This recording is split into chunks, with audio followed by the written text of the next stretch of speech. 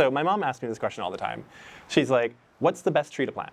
And I'm like, what do you mean? Like, you live in the middle of the desert in Texas and it's dry. You should plant native, but are you planting in palm trees? Are you planting in the middle of the scrubland? What do you want to plant? And she's like, no, like, what's the best tree to plant for everything? And I'm like, well, do you want fruit? Do you want shade? Like, what do you want? There really is no best tree to plant. The best tree to plant is a native one that would be growing there already. And then the second best tree to plant is the one that'll survive in your yard.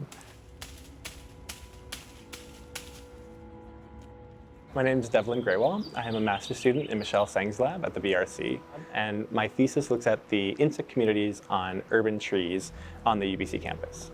So our big question was whether or not native trees supported greater richness and abundance than introduced trees, and there's some pretty good evidence in the literature that suggests that they would. So abundance is the number of physical insects that are on a tree, just how many there were, and then diversity, or in our case richness, is the number of distinct species that were there. You can kind of think of the tree as like a familiar food. So the abundance and richness of the insects that live on the tree is kind of a function of the shared ecological history of the tree and the insect, right? So if a tree hasn't been in an area for very long, then native insects to this area might not recognize that it's a food source. They may not be accustomed to the secondary compounds. So these are like defenses that make the tree taste unpleasant for insect herbivores. Or they might not recognize the tree's morphology, right? So it could be within a similar genera or family, but they just like haven't interacted with this tree before, so they don't know how to eat it.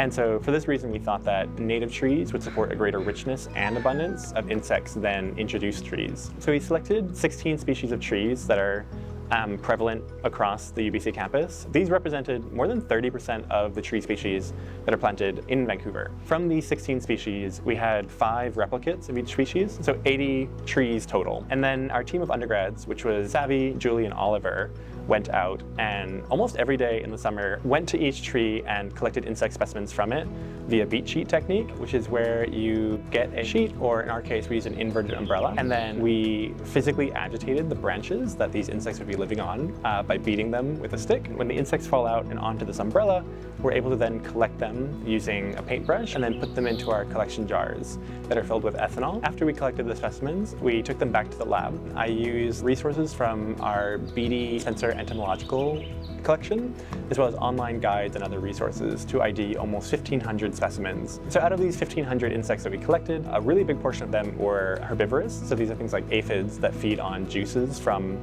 the leaf stems and leaves.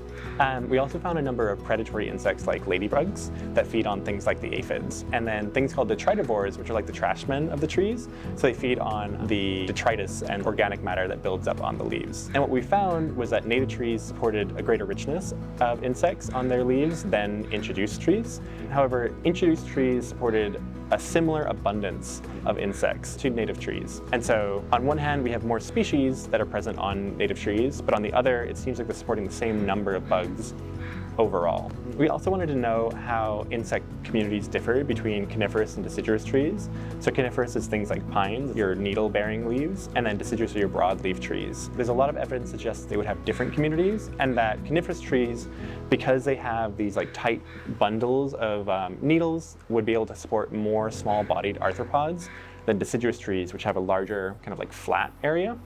And we were able to find that coniferous trees supported a similar richness and abundance to their deciduous tree neighbors. However, deciduous trees and coniferous trees supported different communities of insects overall. Our big recommendations are that native trees support greater richness than introduced trees. And so this is really important. We're in the middle of massive declines of insects globally. Urbanization is happening globally. There's supposed to be more than 5 billion people living in cities and other urban areas by 2030. And so more and more, the diversity and the species that we interact with in cities are the diversity and species that we interact with globally. The majority of trees in urban areas are planted because they're ornamental, and then because they have short stature and they're easy to maintain and grow.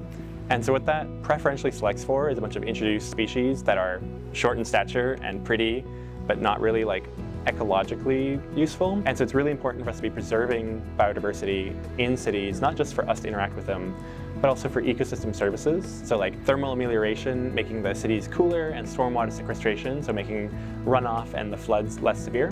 but also for the biotic services they provide to other insects and species that live in the city. And so for these reasons, we should plant native to try and conserve as many insects as possible. What we recommend is that we should be planting native trees, ideally a mix of deciduous and coniferous trees, so you get both of the communities, and that you should vary the species that you're planting, right? Like, don't just choose one native tree and plant it across the whole city.